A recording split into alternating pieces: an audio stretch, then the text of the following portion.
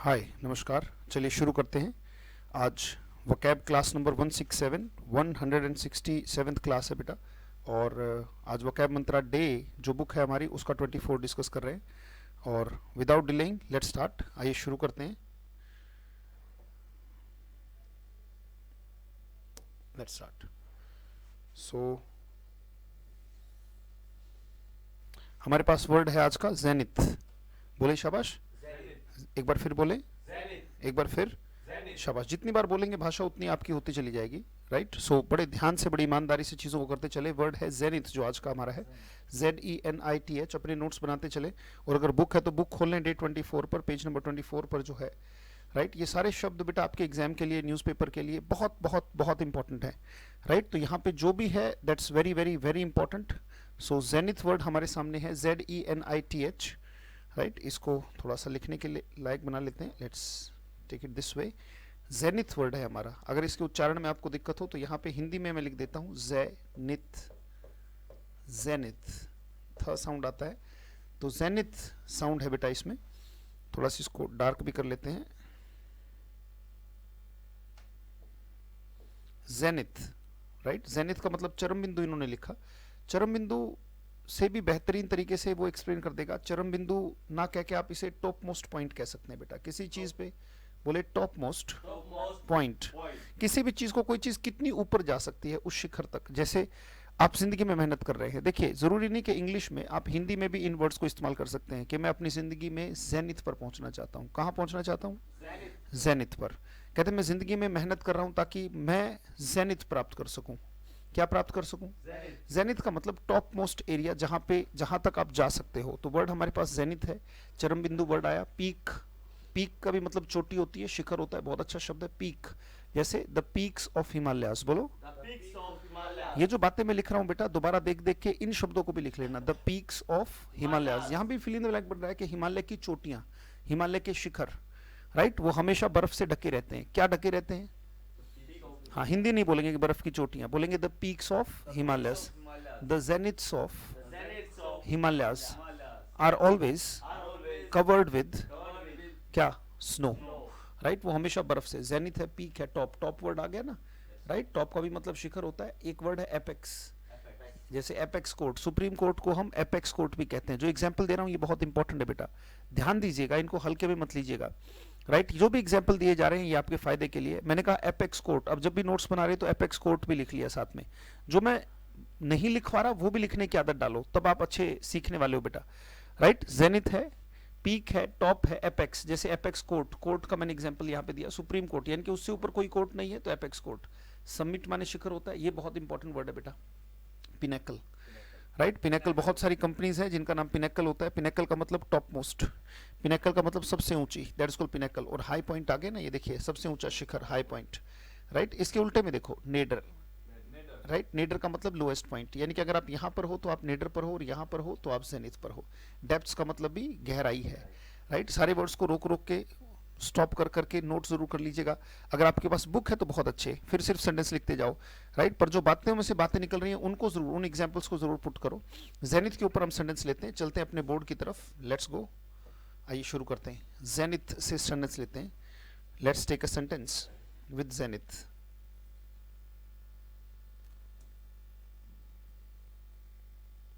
Wait for a moment.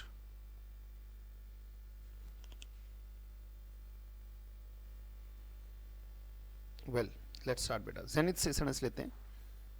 Right. So number 1 of the day, zenith से sentence लिखें। If you have not, if you have not faced, if you have not faced the nadir, जो NADIR है, ये fill in the blank होने का मतलब। Right. वो जो वर्ड्स हमने किए हैं उसके इंपॉर्टेंट वर्ड्स यहाँ पे फिल इन द ब्लैंक भी तैयार होते हैं साथ साथ। If you have not face the Nader, अगर आपने नेडर फेस नहीं किया है, ऑफ एनी फील्ड, अगर आपने किसी फील्ड के बुरे अनुभव नहीं लिए हैं। If you have not face the Nader of any field,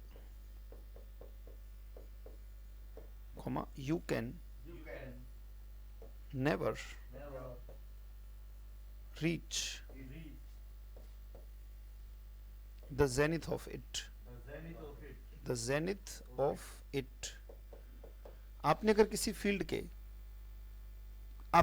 field का लोएस्ट पॉइंट नहीं देखा है, राइट, अगर आपने किसी फील्ड का लोएस्ट पॉइंट नहीं देखा है, if you have not face the Nader of any field, you can never reach the zenith of it. आप उसका जेनिथ कभी नहीं देख सकते, शिखर नहीं देख सकते. जब तक किसी फील्ड के बुरे अनुभव नहीं होंगे, जब तक आप किसी फील्ड में गर्त में नहीं जाएंगे, तब तक आप उसके शिखर पर नहीं पहुंच सकते. जिस स्पोर्ट्स में आप गिरे नहीं है, जिसमें आपने मार खाई नहीं है, उसमें आप उठ नहीं सकते, उसमें आप मार नहीं सकते, राइट. तो पहले आपको पिटना पड़ता है ताकि आप उस लेवल पर जा सको कि एक दिन आप भी उसमें कहीं ना कहीं कुछ रुतबा और कुछ शिखर हासिल कर सको, जेनिथ हासिल कर सको, राइट. तो वर्ड हमारा जेनिथ था. लेट्स मूव ऑन, शुरू करते हैं. चलिए, जेनिथ हमने किया, राइट. जेनिथ के बाद हम अगले वर्ड पर चलते हैं बेटा. Let's start. अगला वर्ड है जेस्ट. टाटा की एक गाड़ी आई थी बहुत अच्छी, चली नहीं उतनी. स्विफ्ट डिजायर जब लॉन्च हुई थी तभी एक टाटा की गाड़ी लॉन्च हुई थी, zest, right. ZEST, zest, right. इसका मतलब उत्साह है, बिल्कुल सही लिखा, राइट. किसी काम को करने का पैशन, किसी काम को करने की लगन, दैट इज कॉल्ड जेस्ट, राइट. यहाँ पे आप देख रहे हैं कीननेस भी बहुत अच्छा शब्द है. ईगरनेस बहुत अच्छा शब्द है, राइट. फेनेटिज्म का मतलब होता है, जैसे इन्होंने लिखा फेनेटिसिज्म,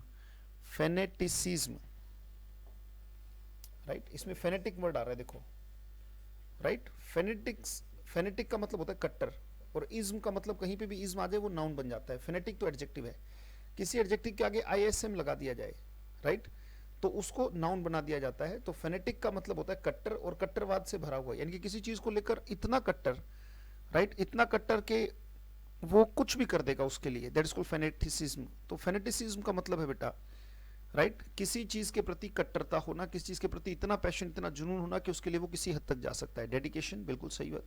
और इंडिफरेंस, जिसे कोई फर्क नहीं पड़ता. इंडिफरेंस बहुत बार आया है वर्ड, राइट. नॉनशैलेंट वर्ड है, बहुत सारे वर्ड्स आप पीछे कर चुके हो. नॉनशैलेंट है, डेड पेन है, जिसे कोई फर्क नहीं पड़ता, दैट्स कॉल्ड इंडिफरेंस, माने उदासीन. जैसे कई बार क्या होता है, बच्चे इंडिफरेंस दिखाते हैं अपने माँ बाप की सलाह के लिए, right.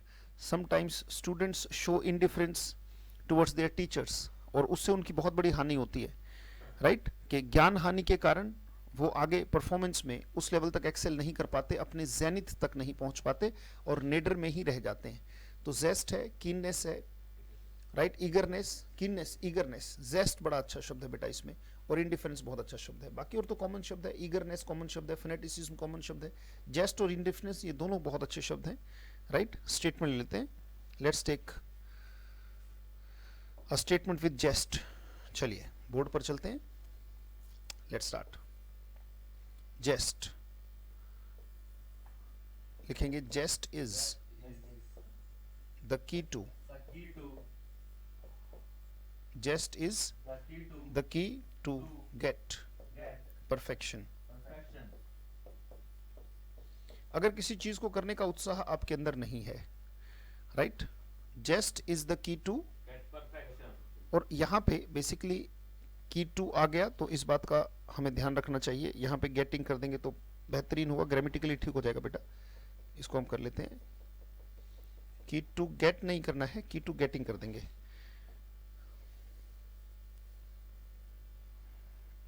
Zest is key to getting, क्योंकि की टू अपने बाद जीरण लेता है बेटा.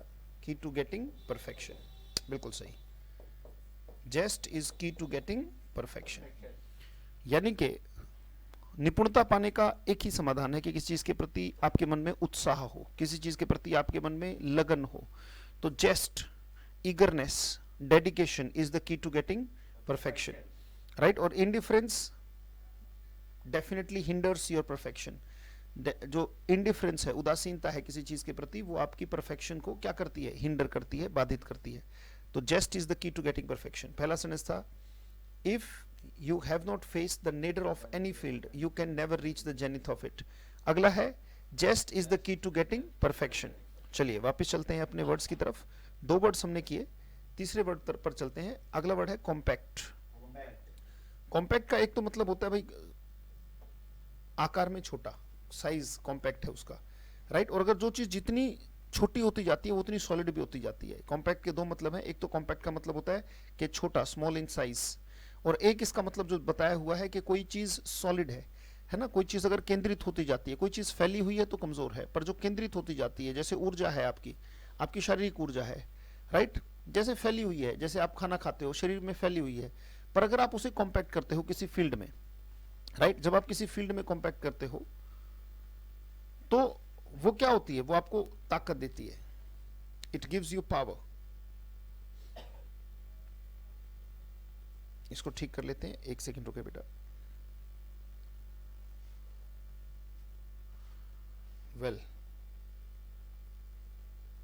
तो zest is key to getting perfection.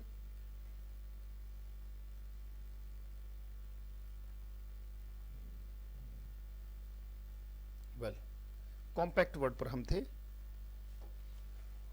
और कॉम्पैक्ट का मतलब स्मॉल इन साइज, एक तो इसका मतलब स्मॉल इन साइज है, और एक इसका मतलब ठोस। कोई चीज जितनी संगठित हो जाएगी, जैसे आप मान लीजिए पूरा का पूरा ध्यान आपने इंग्लिश पे लगा दिया, तो इंग्लिश क्या हो जाएगी आपकी, ठोस हो जाएगी दिमाग में, राइट, वो फैली नहीं रहेगी।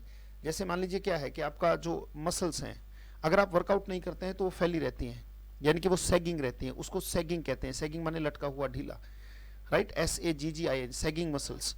पर जब आप मेहनत करते हो तो वो कैसी हो जाती हैं, वो कॉम्पैक्ट हो जाती हैं। कॉम्पैक्ट मतलब साइज में कम हो जाती है पर सॉलिड हो जाती हैं। कॉम्पैक्ट माने ठोस, solid, physically strong, muscular, tough, right, that's called compact. तो कॉम्पैक्ट बहुत अच्छा शब्द है बेटा, राइट, ठोस, सॉलिड, फिजिकली स्ट्रॉन्ग, ये आ गया, ये पूर्णतया इसको एक्सप्लेन कर रहा है, फिजिकली स्ट्रॉन्ग।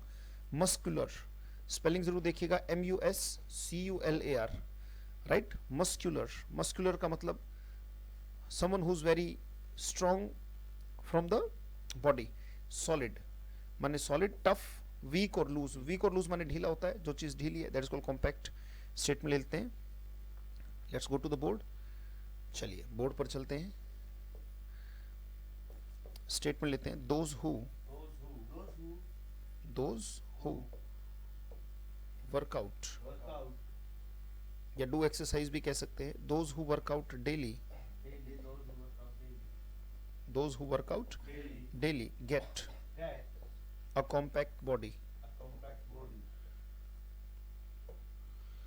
जो डेली वर्कआउट करते हैं उनका शरीर कैसा हो जाता है, कॉम्पैक्ट हो जाता है। अदरवाइज शरीर कैसा रहता है, अदरवाइज शरीर रहता है लूज, सैगिंग, राइट, वो सैगिंग रहता है। Let's move to the next word. Compact हमारा वर्ड हुआ, अगले वर्ड की तरफ चलते हैं। अगला वर्ड है डिपोर्टमेंट। ये बड़ा अच्छा शब्द है बेटा, very very very important word, deportment. Deportment मतलब आपका व्यवहार, आपका मैनर, राइट, आपका बिहेवियर, ये बहुत अच्छा शब्द है बेटा, डिपोर्टमेंट। कोई भी शिक्षा यूजलेस है अगर वो डिपोर्टमेंट में सुधार नहीं करती। तोड़ के देख लो, डिपोर्टमेंट, आपका आचरण, व्यवहार, राइट, कंपोर्टमेंट भी इसको कहा जाता है, बहुत अच्छा शब्द है। मैनर, राइट, जैसे एडवर्ब ऑफ मैनर, किस तरीके से है। एडवर्ब जब हम करते हैं तो उसमें एक एडवर्ब ऑफ मैनर आता है, तो एडवर्ब ऑफ डिपोर्टमेंट भी कहना चाहो मतलब किस तरीके से कोई चीज होती है। पोस्चर, पोस्चर माने शरीर के बैठने का ढंग, राइट, जैसे कोई बड़े अगर आपसे बात कर रहे हैं तो आपका जो पोस्चर है, आपका जो डिपोर्टमेंट है वो सही होना चाहिए। ऐसा नहीं कि अपने से निचले रैंक से आप बात कर रहे हैं, राइट, आपका ऐसा होना चाहिए डिपोर्टमेंट के लगे कि यू आर एजुकेटेड। बिहेवियर आपका, सारे वर्ड्स जो भी आपको नए मिले, जैसे आपको कंपोर्टमेंट नया मिला होगा, डिपोर्टमेंट नया मिला होगा, बिहेवियर, पोस्चर, मैनर, ये कॉमन शब्द है, बहुत अच्छे शब्द हैं, राइट, डिपोर्टमेंट। स्टेटमेंट लेते हैं, let's go to the board. Board के साथ सेशन लेने में अपना ही मजा है, राइट, बोर्ड से जो सेशन लिए जाते हैं, जैसे बोर्ड पे लिख लिख के जो हम सेशन ले रहे हैं, इनका अपना मजा है, क्लास जैसी फीलिंग आती है, राइट। डिपोर्टमेंट स्टेटमेंट लिखेंगे बेटा, education is useless, education is useless, शिक्षा बेकार है, शिक्षा व्यर्थ है। Education is useless if it does not improve, if it does not improve, education बिल्कुल यूजलेस है, education is useless if it does not improve our deportment। शिक्षा बिल्कुल बेकार की है, शिक्षा व्यर्थ है अगर वो हमारे डिपोर्टमेंट में सुधार नहीं करता। Education is useless if it does not improve our deportment. Deportment माने आचरण, व्यवहार, नेक्स्ट वर्ड बेटा, let's move to the next word. Deportment हमने किया, नाउ द नेक्स्ट वर्ड. इसको साफ कर लेते हैं. चलिए जी, वर्ड आ गया एथीरियल. बोलो. और इथीरियल भी बोला जाता है. इथीरियल भी ठीक है, एथीरियल भी ठीक है, जो भी आप बोलना चाहें. ये रहा वर्ड आपके सामने, एथीरियल. स्पेलिंग जरूर देख लिया करो, देखने से ही स्पेलिंग इंप्रूव होती है बेटा. ETHE, इसमें द वर्ड देख लो, इसमें द वर्ड देखो, ETHE, द आ गया और इसमें रियल वर्ड जोड़ दिया. रियल आप जानती हैं क्या होता है. तो एथीरियल का मतलब होता है बेटा, एथीरियल का मतलब है कोई ऐसी चीज जो धरती की नहीं है, कोई ऐसी चीज जो पारलौकिक है, जो ऐसी चीज जैसे ethereal stories of my grandfather, यानी कि वो सारी की सारी स्टोरीज ऐसी हैं जिसमें पारलौकिक शक्तियों का जिक्र है. तो एथीरियल का मतलब something does not belong to the earth. जैसे यहाँ पे लिखा हो ना अनअर्थली. अनअर्थली का मतलब यहाँ का नहीं है. सेलेस्टियल का भी मतलब, ये वर्ड तो बहुत बार हमारे सामने आता है जब हम एडजेक्टिव की शीट वगैरह डिस्कस करते हैं, तो सेलेस्टियल वर्ड आता है कि celestial image of Lord Krishna. इसका मतलब है आकाशीय, दैवीय, जो धरती की नहीं है, आकाशीय है, दैवीय है. तो एथीरियल का मतलब पारलौकिक, यानी कि इस लोक की नहीं. बहुत अच्छा शब्द है बेटा, right. So celestial, unearthly, light, elusive. Right. Elusive क्यों? इल्यूसिव इसलिए बेटा, इसमें इसको इल्यूसिव क्यों कहा गया? भ्रमित करने वाली चीज इसलिए कहा गया बेटा इसको, क्योंकि जो चीज धरती की है वो तो हमें कंक्रीट दिखाई देती है कि भाई ये स्विच है, ये कैमरा है, ये लाइट है, ये बोर्ड है, ये पेन है, राइट. तो ये सारी चीजें दिखाई देती हैं. पर अगर हम आकाश की बात करें, जैसे शिव जी की बात करें, राइट, जैसे लॉर्ड कृष्णा की बात करें, राम की बात करें, तो जब इनकी बातें करते हैं तो जो लोग नास्तिक प्रवृत्ति के हैं या जो ईश्वर में इतना विश्वास नहीं करते, तो वो मानेंगे ना उसको. जो भी चीज एथीरियल है वो क्या, इल्यूसिव है, वो भ्रमित करने वाली है कि हमें तो ऐसा नहीं लगता ऐसा कुछ हुआ होगा. तो इसको इल्यूसिव इसलिए कहा जाता है कि वो एथीरियल, जो पारलौकिक है, जो हमारी आंखों के सामने नहीं आई, तो वो ऐसा नहीं कि वो असत्य है, राइट. बहुत सारी चीजें दुनिया में जो आंखों के आगे नहीं आई, जैसे आपके परदादा, उनके दादा आपने देखे ही नहीं, तो इसका मतलब ये थोड़ी है कि वो नहीं है. बट डेफिनेटली अगर विश्वास भगवान में ना हो तो हम उनको क्या कह देते हैं, इल्यूसिव कह देते हैं बेटा. एक है इनटेंजिबल, ये बहुत सही है. टेंजिबल का मतलब, ये बहुत अच्छा इंपॉर्टेंट वर्ड है बेटा. टेंजिबल वर्ड बार बार आएगा आपके सामने. टेंजिबल चीजें मतलब जिन्हें हम छू सकते हैं, स्पर्श कर सकते हैं, देख सकते हैं, टेंजिबल है. पर भगवान क्या है, ये एब्स्ट्रैक्ट नाउन है. नाउन में हम जो एब्स्ट्रैक्ट नाउन पढ़ते हैं वो होता ही वो है जो इंटेंजिबल हो, जो स्पर्श से महसूस ना होता हो, भाव हो. इंटेंजिबल मतलब जिसे महसूस कर सकते हो पर छू ना सकते हो. बहुत इंपॉर्टेंट वर्ड है बेटा, very very very important word, intangible. Elusive भी अच्छा है. इसमें सारे ही वर्ड्स बहुत अच्छे हैं. Unearthly, right, celestial, ethereal, light, प्रकाश. प्रकाश भी अगर हम देखें तो हम छू नहीं सकते, हम महसूस कर सकते हैं कि ये प्रकाश है, ये अंधेरा है. रियल, और यहाँ पे देखें तो वर्ड लिखा हुआ कंक्रीट. ये एब्स्ट्रैक्ट का उल्टा होता है बेटा. एब्स्ट्रैक्ट का उल्टा, एंटोनिम एग्जाम में बहुत बार आ चुका कि एब्स्ट्रैक्ट का उल्टा क्या होता है. एब्स्ट्रैक्ट एक नाउन भी होता है. एब्स्ट्रैक्ट, एब्स्ट्रैक्ट माने जो भाव है, और कंक्रीट माने जिसे छुआ जा सकता हो. तो एथीरियल स्टेटमेंट ले. चलिए स्टेटमेंट लेते हैं बेटा. Let's start. The ethereal stories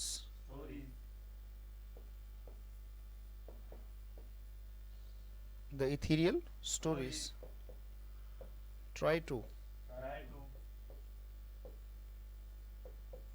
give us the recondite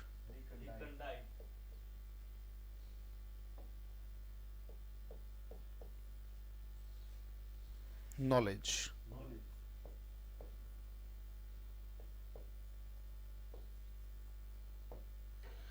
जो इथीरियल स्टोरीज होती हैं वो कोशिश करती हैं अपने कंटेंट के माध्यम से, अपनी विषय सामग्री के माध्यम से, जो उनमें लिखा होता है. रिकंडाइट का मतलब क्या होता है, डिफिकल्ट टू अंडरस्टैंड. रिकंडाइट का मतलब है जो चीज समझने में बहुत मुश्किल हो. RECONDITE, difficult to understand. तो the ethereal stories try to give us the recondite knowledge, यानी कि जो एथीरियल स्टोरीज हैं, जो पारलौकिक स्टोरीज हैं, वो हमें रिकंडाइट नॉलेज देने की कोशिश करती हैं बेटा. डिफिकल्ट नॉलेज की, जो हम आसानी से समझ नहीं सकते, राइट, जो आसानी से हमारी पकड़ में नहीं आ सकती, मुश्किल हैं, तो उन्हें कहानियों के माध्यम से, उन्हें वृत्तांतों के माध्यम से, उन्हें जीवनियों के माध्यम से हमें समझाने की कोशिश की जाती है. तो the ethereal stories try to give us the recondite knowledge of Vedas, of Puranas, of our past, हमारी जो हिस्ट्री में बेहतरीन जो ज्ञान रहा हो उसे देने की कोशिश करते हैं। ये एथीरियल है बेटा, राइट। वर्ड्स बड़े अच्छे थे इसके, इंटेंजिबल, इल्यूसिव, सेलेस्टियल, उच्चारण जरूर देख लेना बेटा, सेलेस्टियल, अनर्थी, अनर्थली और एथीरियल। अगला वर्ड है हमारे पास एविंस, बोलो एक बार फिर बोलो, फिर बोलो, शाबाश। एविंस का मतलब दिखाना है, शो करना, कोई चीज दिखाना, दैट इज कॉल्ड एविंस। दिखाना, शो करना, डेमोन्स्ट्रेट करना, बिल्कुल सही। शो, डेमोन्स्ट्रेट, इलस्ट्रेट माने एक्सप्लेन करना, बिल्कुल सही। डिस्प्ले, एग्जिबिट, जैसे यहाँ पे हम कह सकते हैं कि ये जो वर्ड्स हैं मैंने आपके सामने क्या कर रखे हैं, ये एविंस ही तो कर रखे हैं, राइट। जैसे डेमो क्लास में, जब आप किसी कहीं पे डेमो क्लास लेते हो तो डेमो क्लास में होता क्या है, शिक्षक ये बताता है, भाई ये दिखाता है कि देखिए हमारे पास आप आएंगे तो आप ये सीखेंगे। कहीं पे आप किसी भी चीज की, जैसे हर एक शोरूम में एक गाड़ी होती है, एक डेमो गाड़ी होती है, डेमो कार, राइट। तो वो एविंस करते हैं, वो क्वालिटी को क्या करते हैं, एविंस करते हैं, दिखाते हैं। Show, demonstrate, illustrate, display, exhibit, बहुत अच्छे शब्द हैं, राइट। इसमें डेमो आता है तो हर एक चीज की आप डेमो लेके देखते हैं पहले। शो है, इलस्ट्रेट है, राइट, माने इलस्ट्रेट माने एक्सप्लेन करना भी होता है, भाई बताते हैं उसके बारे में, देखो ऐसे ऐसे है, वो एविंस है बेटा। एग्जिबिट, कंसील और हाइड, कंसील का मतलब छिपाना, राइट, कंसील का मतलब क्या है, छिपाना। तो इंटरव्यू के दौरान आपको करना क्या होता है, you have to evince your positive points and you have to conceal your negative ones. आपके जो नेगेटिव पॉइंट्स है उनको तो आपको कंसील करना पड़ता है, राइट, और आपके जो पॉजिटिव पॉइंट्स है उसे एविंस करना पड़ता है। आपको अपना ज्ञान, अपनी अभिव्यक्ति, अपना एक्सप्रेशन एविंस करना होता है, राइट, शो करना होता है, एक्सप्लेन करना होता है, डिस्प्ले करना होता है। बहुत अच्छे अच्छे शब्द हैं। एविंस बड़ा अच्छा शब्द है, इससे सेंटेंस लेते हैं। Are you ready? चलिए बेटा स्टार्ट करते हैं, लेट्स स्टार्ट। एविंस पर चलते हैं, let's take statement. If a candidate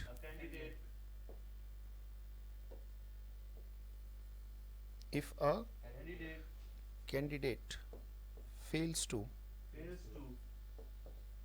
अगर एक कैंडिडेट फेल हो जाता है, if a candidate fails to evince his wisdom, का मतलब ज्ञान है बेटा। If a candidate fails to evince his wisdom, the interviewer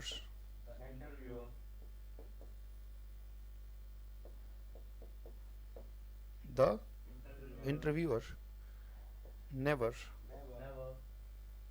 selects him। Simple से सिंपल वाक्य अपनी जिंदगी से जुड़ते हुए बेटा, ताकि आप इन्हें स्पोकन में भी इस्तेमाल कर सको। If a candidate fails to क्या, evince his wisdom, the interviewer never selects him, right. अगर एक कैंडिडेट फेल हो जाता है अपने ज्ञान को दिखाने में तो इंटरव्यूअर कभी उसे सिलेक्ट नहीं करता। क्या ये बात समझ में आई बेटा? एविंस, शो, डेमोस्ट्रेट, दिखाना, दैट्स कॉल्ड एविंस बेटा। सो लेट्स मूव ऑन, आगे बढ़ते हैं। कंसील माने छिपाना, never conceal anything from your parents, तो कंसील माने छिपाना होता है बेटा। अगला वर्ड इम्पैक्ट है, प्रभाव है, टक्कर है, धक्का है, इसके बहुत सारे वर्ड्स हो सकते हैं, बिल्कुल सही है। कहते हैं इसका अपना एक, जैसे मान लीजिए कि the powerful impact of the Congress, भाई कांग्रेस का पावरफुल इम्पैक्ट इन राजस्थान, तो प्रभाव, the powerful impact of Narendra Modi and Amit Shah on BJP, इसका मतलब उनका प्रभाव है उसके ऊपर। इम्पैक्ट का कहते भाई उस घटना ने मेरे दिमाग पर बहुत इम्पैक्ट डाला, राइट। मैंने कहा ना इन शब्दों को हिंदी में इस्तेमाल करो। कहते नहीं यार क्लासेस इतनी अच्छी हैं कि साथ साथ दिमाग पर इम्पैक्ट पड़ता है, साथ साथ प्रभाव पड़ता है। अच्छा, इसको नेगेटिवली भी, प्रभाव तो पॉजिटिव इम्पैक्ट और नेगेटिव इम्पैक्ट दोनों हो सकता है। टक्कर और धक्का ही हमेशा नेगेटिव होता है। जैसे इसको बैंग है, स्मैश है, ये वर्ड बहुत अच्छा शब्द है। कोलिजन बहुत बार पूछा गया है, कोलिजन माने भिड़ंत है, आपस में भिड़ जाना, राइट। जैसे हेड ऑन कोलिजन हो जाता है, कई बार आमने सामने से गाड़ी आ रही है, आपस में भिड़ गई, that's called collision. Boom, boom का भी मतलब है आपस में भिड़ जाना। क्रैश का भी मतलब आपस में भिड़ जाना, जैसे प्लेन है क्रैश कर जाता है तो एकदम से टक्कर और धक्का ही लगता है।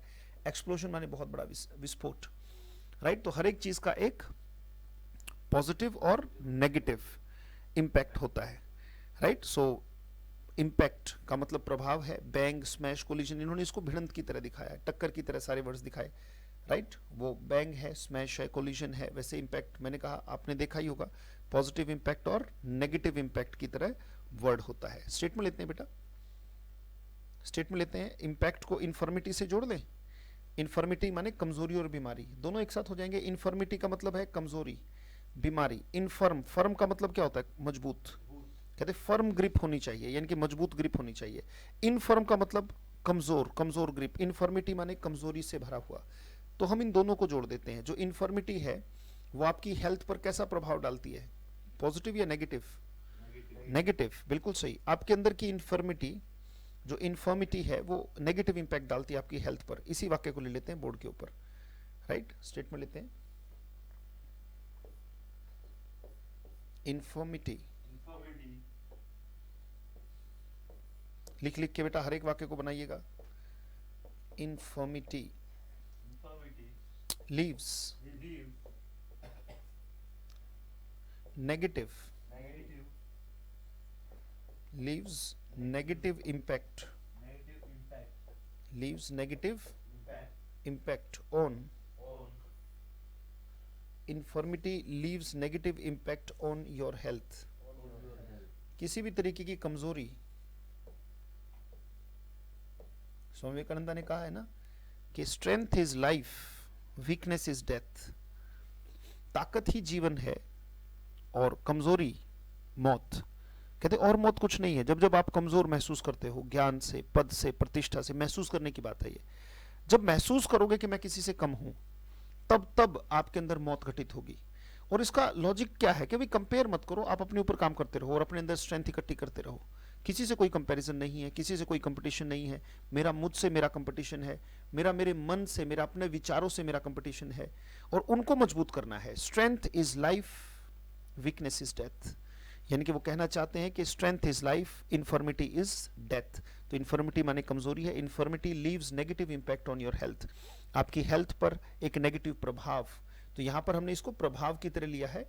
वैसे अगर आप इंपैक्ट को कोलिजन, जैसे भाई यहाँ पे अगर रोड पर गाड़ी खड़ी है, राइट, हेड ऑन कोलिजन हुआ है अभी अभी, तो इसका जो इम्पैक्ट है वो दिखाई देता है। तो कहते भाई बहुत खतरनाक इम्पैक्ट है यार, बहुत खतरनाक इम्पैक्ट है। इस तरीके से आप क्या दिखा रहे हो? बहुत खतरनाक टक्कर दिखा रहे हो। पर हमने यहाँ पर जो सबसे कॉमन इस्तेमाल होता है, इसका प्रभाव होता है, वही हमने लिया। एक बार पढ़ के बताओ। बिल्कुल सही, infirmity leaves negative impact on your health, right. और ये इसे ऐसे ही कॉम्प्रिहेंशन बेटा डेवलप होती है। चलिए स्टार्ट करते हैं। इन्फॉर्मिटी तक वर्ड हमारा हो गया। अगला वर्ड आ गया इंस्ट्रूमेंटल। इसको हम एक बार क्लियर कर लेते हैं। चलिए जी, वर्ड आ गया इन्फॉर्मिटी। अच्छा, इन्फॉर्मिटी में देख लेते हैं कोई और वर्ड तो नहीं है। Let's take a look. 43 number. चलिए देखिए, इन्फॉर्मिटी कमजोरी, बीमारी। इल हेल्थ कॉमन शब्द है। फ्रेलिटी बहुत इंपॉर्टेंट शब्द है बेटा। फ्रेल का मतलब क्या होता है? कमजोर। उसमें फ्रेलिटी का मतलब कमजोरी, राइट, कमजोरी। फ्रेल का मतलब फ्रेल बॉडी, इसका मतलब क्या है? कमजोर बॉडी, कमजोर शरीर। इलनेस आप जानते हो, सिकनेस आप जानते हो, वीकनेस आप जानते हो। ये बड़ा अच्छा शब्द है। रोबस्ट का मतलब मजबूत होता है ना, राइट। उसमें NESS लगाकर, रोबस्ट एक एडजेक्टिव है, NESS लगाकर उसे एक नाउन बना दिया गया। रोबस्टनेस माने स्ट्रेंथ, स्ट्रॉन्ग, राइट। तो रोबस्टनेस का मतलब मजबूती। जैसे robustness of Russia, right, Russia की जो मजबूती है, right. And infirmity of Ukraine. पर खैर अब अपने देश में Ukraine is also giving a tough fight to Russia, तो Ukraine is also showing robustness. Robustness का मतलब क्या है? मजबूती, राइट। तो जरूर लिखते रहिएगा बेटा इन सारे वर्ड्स को। रोबस्टनेस इंपॉर्टेंट है, फ्रेलिटी इंपॉर्टेंट है। जो वर्ड्स मैं कह रहा हूँ इंपॉर्टेंट है वो वाकई इंपॉर्टेंट है बेटा। इन्फर्मिटी एग्जाम में जरूर मिलेंगे, बार बार आपको देखने को मिलेंगे, राइट। रोबस्टनेस का मतलब क्या है? स्ट्रेंथ किसी चीज की। Now let's move on. अगला वर्ड हमारे पास आ रहा है इंस्ट्रूमेंटल। बहुत इंपॉर्टेंट वर्ड है, बहुत अच्छा शब्द है, राइट। इंस्ट्रूमेंटल का मतलब कोई चीज बहुत ज्यादा अपने आप में बहुत इंपॉर्टेंट हो और बहुत ज्यादा मददगार हो, बहुत ज्यादा मददगार। जैसे वोकैबुलरी को अगर आप सीख लेते हो, राइट। कुछ बच्चों को स्पीड रीडिंग नहीं आती, कुछ बच्चों को पढ़ने में दिक्कत आती है, तो उनका सबसे बड़ा कारण यही है कि उनकी वोकैबुलरी वीक है। अगर आपकी वोकैब पावर वीक है तो फिर बातें नहीं बन पाएंगी। वोकैब होना बहुत इंस्ट्रूमेंटल है।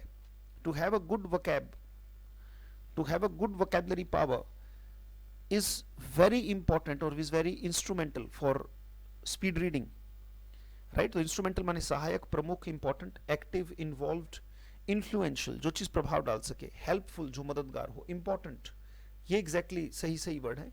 और सिग्निफिकेंट आप जानते हो ना क्या होता है, सिग्निफिकेंट का मतलब इंपॉर्टेंट, और इनसिग्निफिकेंट का मतलब क्या होता है, something that is not important, कोई भी ऐसी चीज जो इंपॉर्टेंट ना हो, राइट। तो इंस्ट्रूमेंटल जरूर वर्ड लिखिएगा बेटा। एक्टिव इन्वॉल्व भी, हाँ ठीक है, अपने आप में वो एक्टिव है, इन्वॉल्व है कि हाँ उसको सीखना जरूरी है, इन्वॉल्व है वो बाहर की चीज नहीं है इसलिए इंपॉर्टेंट है। इन्फ्लुएंशियल, हेल्पफुल, इंपॉर्टेंट, इनसिग्निफिकेंट, बहुत अच्छा शब्द है इंस्ट्रूमेंटल, राइट। सो इंस्ट्रूमेंटल माने वेरी वेरी वेरी इंपॉर्टेंट, बहुत जरूरी होना, राइट। सो प्रोलिफिक को इसमें मिक्स कर लेते हैं। प्रोलिफिक माने क्रिएटिव होता है, कोई चीज बहुत क्रिएटिव हो, कोई चीज बहुत जैसे बहुफलदायक, यानी कि आप समझ रहे हो इसकी हिंदी लिखी हुई है, इसका मतलब ये है बेटा कि कोई चीज बहुत फलदायी है, कोई चीज बहुत ज्यादा आपको फायदा देती है, right, that is called prolific. तो इंस्ट्रूमेंटल और प्रोलिफिक को एक साथ कर लेंगे, राइट, हमारे एक साथ दोनों वर्ड्स हो जाएंगे 44 और 46। प्रोडक्टिव जो चीज क्रिएटिव हो, that is called productive. Fruitful जो जिस पर अच्छा कोई चीज बंजर हो, जैसे ये रहा बंजर के लिए वर्ड, देखो बंजर के लिए वर्ड क्या है, बैरन, राइट, बहुत अच्छा शब्द है, एग्जाम में कितनी बार आया, और इसका इसका सही मतलब क्या होता है, फ्रूटलेस। बैरन माने धरती, ऐसी धरती जिसमें आप कितनी बार बीज डालो, कितनी भी बार बीज डालो कुछ उगेगा ही नहीं, वो बैरन है बेटा। बीज डाला, धरती मृत है, अगर धरती मृत है, ये बात हमेशा याद रखिएगा बेटा, इस प्रकृति में सब कुछ जीवित है, राइट, मतलब खासकर धरती तो बहुत जीवित है, धरती में कुछ करंट है, धरती में कुछ प्रवाह है जो बढ़ता है। आप एक बीज डालते हो, अगर धरती डेड हो, आपको नहीं लगता कि ये जो प्लेनेट है, ये जो ग्रह है, ये बहुत ज्यादा जीवित है, बहुत जीवित है। आप एक बीज डालते हो, कैसे एक बीज से पौधा निकल आता है, ये सब कर कौन रहा है, ये धरती तो कर रही है, राइट। धरती में कुछ करंट है, लाइफ एनर्जी है, और वो जो एनर्जी है उस बीज को धक्का दे दे के इतना बड़ा वट वृक्ष बन जाता है कि आपको नहीं लगता कि कोई करंट है जो बह रहा है। जैसे करंट एक जगह से दूसरी जगह प्रवाह करता हुआ भाई कहां बन रहा है, भाखड़ा बांध पर बन रहा है, और वो करंट यहां पर हमारे घर तक पहुंच रहा है, तो वो उसमें प्रवाह है। ऐसे इस धरती में अगर कोई सोचता है कि धरती डेड है, धरती डेड नहीं है बेटा, धरती जीवित है, ये धरती जीवित है। जिस दिन ये प्लेनेट डेड हो गया उस दिन हम नहीं बचेंगे। हम एक बीज डालते हैं, उसे इतना बड़ा वट वृक्ष किसने बना दिया, धरती का ही करंट उसे प्रवाह देता है, और प्रवाह करते करते करते छोटे से पौधे से होते हुए, राइट, फिर हल्के छोटे पेड़ से फिर बड़े वट वृक्ष तक वो चीज हो जाती है बेटा, प्रवाह है जो उसे धक्का दे रही है, राइट। तो बैरन का मतलब होता है धरती जो है, जैसे कहते धरती की क्या पूजा करनी है, धरती वाकई में पूजनीय है, आकाश वाकई पूजनीय है, सूर्य वाकई पूजनीय है। तो धरती अगर बैरन हो गई है तो आपको उसका मिलेगा ही नहीं जो आप डालोगे, वो जो बीज डालेगी वो खा जाएगी। बैरन का मतलब बंजर होता है बेटा, जिसमें कुछ भी उगे नहीं, बर्जन, इनफर्टाइल, जो ब्रेशन है उसको हम इन, ये जो फर्टाइल है इसके आगे आई एन लगा दें, फर्टाइल वर्ड आ रहा है ना, अगर हम इसके आगे इन लगा दें, इनफर्टाइल, तो इसका उल्टा शब्द बन जाता है इनफर्टाइल, मतलब जिस पर कुछ भी उग नहीं सकता, वो बंजर भूमि है। तो प्रोलिफिक और इंस्ट्रूमेंटल को हम मिक्स कर लेते हैं। चलिए बोर्ड पर चलते हैं। आइए, बोर्ड के साथ होने वाले सेशंस वाकई मजबूत हैं, राइट। इंस्ट्रूमेंटल और प्रोलिफिक स्टेटमेंट लेते हैं। Let's take statement. Prolific ideas are instrumental, ऐसे ब्लैंक बनाइएगा, fill in the blank और सोचिएगा। Prolific ideas are instrumental, prolific ideas are instrumental to get success। Prolific ideas यानी कि फलदायी जो आइडियाज हैं, prolific ideas are instrumental to get success, यानी कि very very very important, significant, right. तो आइडियाज का प्रोलिफिक होना, आइडियाज का फलदायी होना, आइडियाज का क्रिएटिव होना। प्रोलिफिक का एक मतलब क्रिएटिव भी होता है बेटा, राइट, ये भी लिख लीजिएगा साथ में। प्रोलिफिक का मतलब फलदायी तो है पर इसका मतलब क्रिएटिव भी है। तो prolific ideas are instrumental to get success. एक बार देख लेते हैं, एक बार शुरू से रिवाइज करते हैं, देखते हैं हमें याद भी है। Let's take a revision, right. मेरे साथ बोलते रहेंगे, if you have not face the क्या नेडर, राइट, ध्यान देना पड़ेगा, दिमाग लगाना पड़ेगा। If you have not face the nadir, right. अगर उच्चारण सही नहीं है तो कोई फायदा नहीं बेटा। और आप जो गलतियां यहाँ पे बैठे हुए बच्चे कर रहे हैं वहीं पर आप भी वही नाडिर नाडिर कर रहे होंगे। तो उच्चारण इसका मैंने बताया था, मैंने कहा था जो मैं बोलूं वो भी लिख लीजिएगा, राइट। मैंने बोला इसको कि उच्चारण इसका नेडर है, नाडिर नाडिर करना ठीक नहीं है, right. If you have not face the Nader of any field you can never reach the zenith of it. अगले वाक्य पर आते हैं, बताइए। ब्लैंक इज की टू क्या? जेस्ट, बिल्कुल सही, बिल्कुल सही। Zest is the key to getting perfection. भाई उत्साह ही परफेक्शन पाने का एक रास्ता है, एक वे टू परफेक्शन है। Those who work out daily get a compact body, muscular body, solid body. Education is useless if it does not improve our deportment. अगर हमारे डिपोर्टमेंट में वो सुधार नहीं करता तो कोई फायदा नहीं है। Well, the ethereal stories try to give us the recondite knowledge. ऐसा ज्ञान जो recondite है वो देने की कोशिश करते हैं। If a candidate fails to, शाबाश शाबाश, कोशिश करो। evince, show, demonstrate, दिखाना। If a candidate fails to evince his wisdom, the interviewer never selects him. अगला, infirmity leaves negative impact on your health. Weakness is death. बताइए यहाँ पे क्या आएगा? prolific ideas are instrumental to get success. चलिए वापस चलते हैं अपने वर्ड्स की तरफ। चलिए नेक्स्ट वर्ड हमारे पास है पेट्रोनाइजिंग। बोलो। पेट्रोनाइजिंग। इसमें पेट्रन कर लेंगे और आइजिंग कर लेंगे। पेट्रन, पेट्रन का मतलब अगर हम देखें तो उसका मतलब कस्टमर्स भी होता है बेटा। कोई कस्टमर है आपका तो वो आपका पेट्रन है। पेट्रन्स का मतलब कस्टमर्स होता है। किसी फील्ड के जो कस्टमर्स हैं दे आर कॉल्ड पेट्रन्स। तो पेट्रोनाइजिंग का मतलब घमंडी इन्होंने लिखा बेटा, बिल्कुल सही। घमंडी है, एरोगेंट है, सुपीरियर अपने आप को मानने वाला, प्राउड। डिमीन का मतलब इंसल्ट करना होता है और किसी की इंसल्ट करने वाला डिमीनिंग यानी कि इंसल्टिंग पर्सन, अपने आप को अपर मानने वाला। अच्छा, ये सबसे अच्छी क्वालिटी होती है डाउन टू अर्थ। मिट्टी में मिल जाना है तो मिट्टी जैसा ही भाव रखना, राइट। मिट्टी में मिल जाना है तो मिट्टी जैसा ही भाव रखना कि अरे भाई कुछ नहीं, ये शरीर क्या है, मिट्टी है, एक दिन मिट्टी में मिल जाएगा, राइट। सो पेट्रोनाइजिंग माने घमंडी, arrogant, superior, proud, demeaning, demeaning माने इंसल्टिंग, अपर। और डाउन टू अर्थ का मतलब बिल्कुल जमीन से चिपका हुआ। जो बिल्कुल डाउन टू अर्थ का मतलब बहुत सभ्य, सदाचारी और घमंडी जो व्यक्ति ना हो। पेट्रोनाइजिंग का मतलब घमंडी होता है। एरोगेंट, सुपीरियर, प्राउड और डिमीनिंग, डिमीनिंग का मतलब इंसल्टिंग होता है। अपर का मतलब ऊपर, अपने आप को ऊपर मानने वाला। और डाउन टू अर्थ का मतलब बिल्कुल जमीन से चिपका हुआ। तो पेट्रोनाइजिंग स्टेटमेंट ले लेते हैं बेटा। So let's start.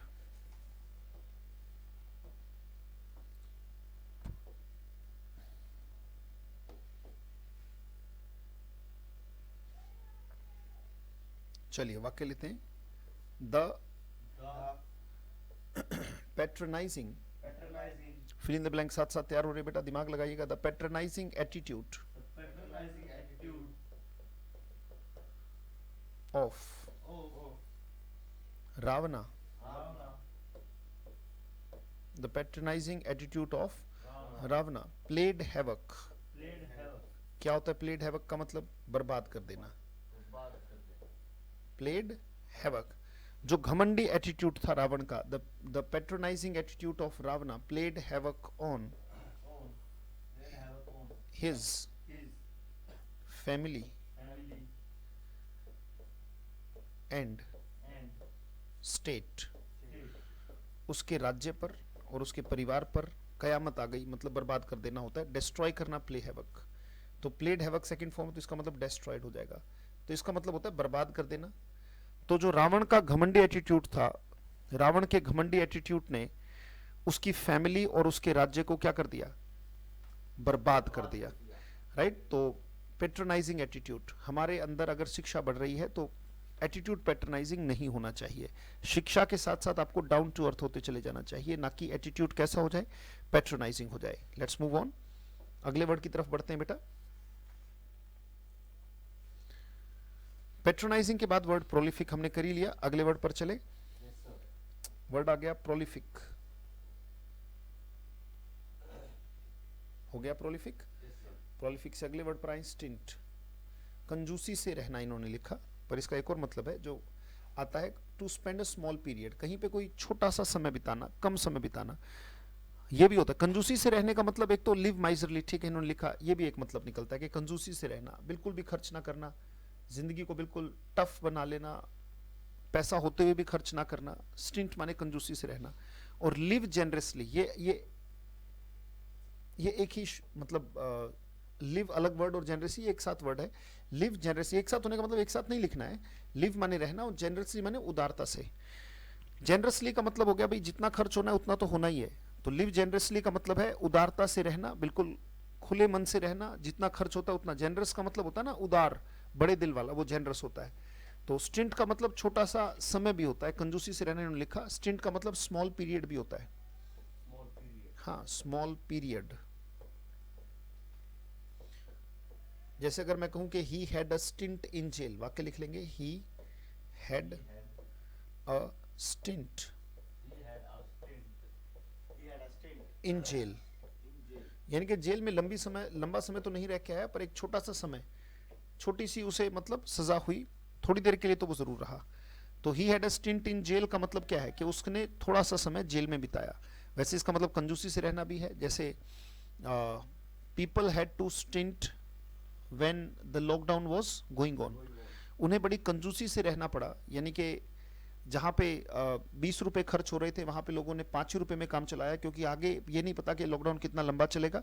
तो people had to stint while lockdown was going on. चलो वाक्य ले लेते हैं यही वाला। लोगों को कंजूसी से रहना पड़ा जब क्या हो रहा था, जब लॉकडाउन चल रहा था। लिखेंगे people had to stint, people had to stint while, यहां पे आप फिल इन द ब्लैंक बना लीजिएगा बेटा। While the lockdown was, while the lockdown was going on,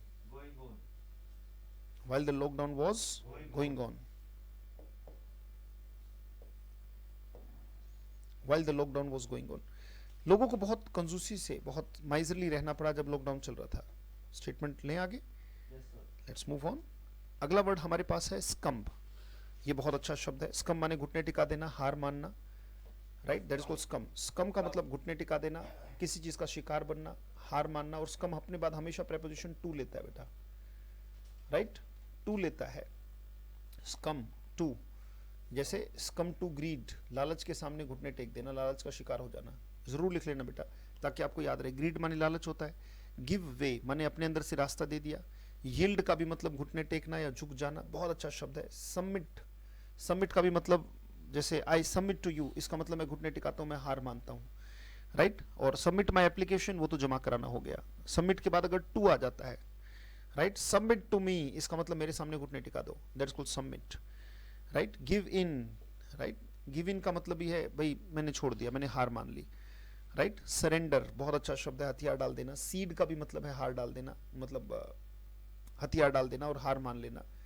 resist, किसी चीज को रोकना और अपोज करना, ना कि हार मान लेना। जैसे वो मूवी है 300, राइट, वो 300 मूवी में किया क्या उन्होंने, they did not come to the power of the opposition, जो उनका अपोजिशन था, जो विरोध में लोग खड़े थे, कई हजार कई लाख सैनिक, तो did not come to them, उनका शिकार नहीं बने, मतलब उनके सामने घुटने नहीं टिकाए। उन्होंने क्या किया, उसको रिजिस्ट किया, अपोज किया, विरोध किया उसका, जितना कर सकते थे, जब तक जीवित थे तब तक विरोध किया, that is called resist and oppose. तो स्कम माने घुटने टिका देना बेटा। Succumb to greed, give way, yield, submit to, give in, बहुत अच्छे शब्द है बेटा।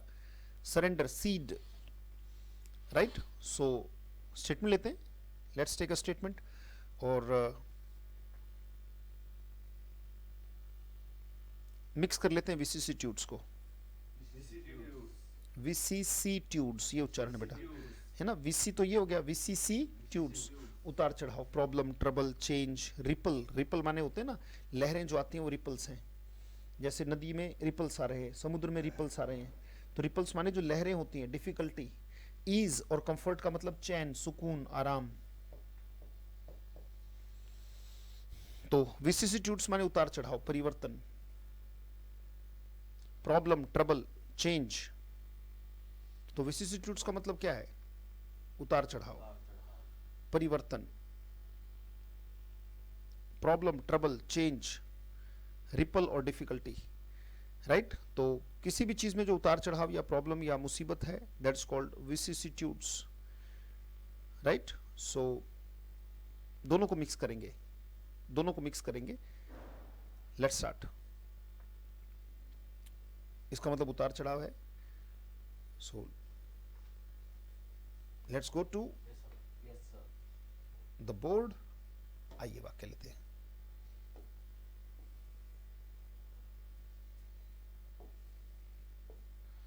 A brave man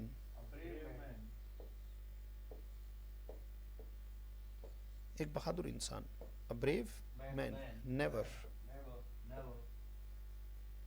succumbs to never succumbs to the vicissitudes of life। एक बहादुर आदमी कभी भी जिंदगी के जो उतार चढ़ाव हैं, जो प्रॉब्लम्स हैं, उनके सामने घुटने नहीं टिकाता, हार नहीं मानता, उनका शिकार ना होकर, right, he tries to rule them, मतलब उन पर राइड करने की कोशिश करता है। होता ना जैसे सर्फर्स होते हैं, जितनी ऊंची लहर होगी उतना देख के वो डरते नहीं, उतना रोमांचित होते हैं।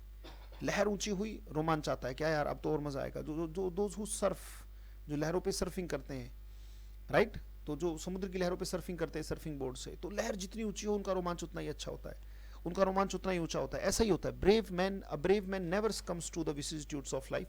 वो जिंदगी के उतार चढ़ाव के सामने हार नहीं मानते, घुटने नहीं टिकाते। Now let's go to the next words.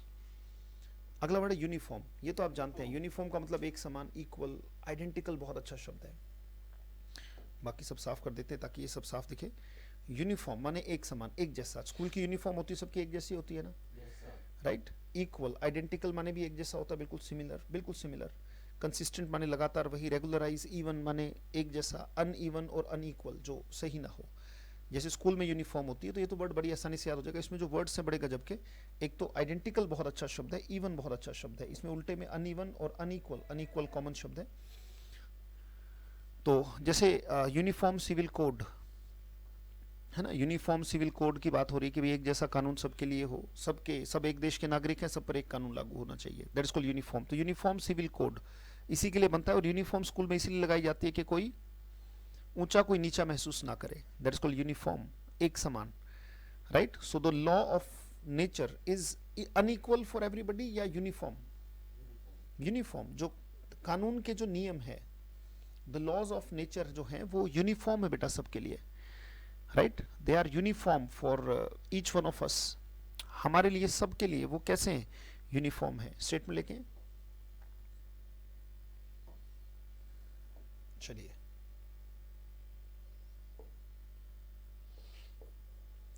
The laws of nature, प्रकृति के जो नियम है, the laws of nature are uniform for all of us. हम सब के लिए एक जैसे हैं, for all of us.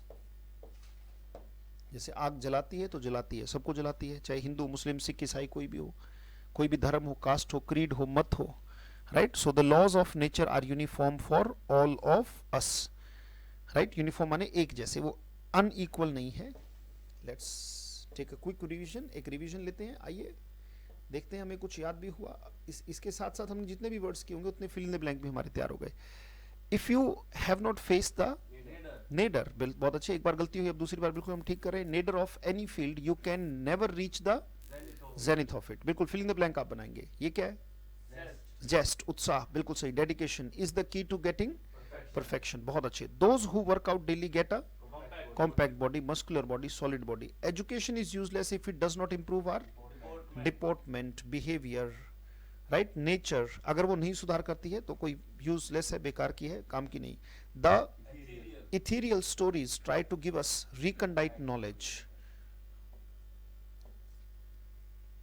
If a candidate fails to evince, show, demonstrate his wisdom, the interviewer never selects him. Infirmity leaves negative impact on your health. बताइए। Prolific, creative, हाँ fertile, prolific ideas are instrumental to get success. बहुत अच्छे, बहुत बढ़िया। The blank attitude, patronising, right? Patronizing, snobbish, snooty, arrogant, ghamandi. The patronizing attitude of Ravana played havoc on his family and state. People had to stint while the lockdown was going on. A brave man never succumbs to the vicissitudes of life. The laws of nature are uniform for all of अस। चलिए आज के session के लिए, हाँ आज के session को हम यहीं रोकते हैं। बहुत बहुत धन्यवाद, थैंक यू, थैंक्स लॉट। लगातार रिवीजन में बने रहें बेटा, लगातार चीज़ों को करते रहे। Thank you, thanks lot, see you in the next class. मेहनत करते रहें, stay happy, stay creative, stay blessed and stay focused बेटा। Thank you.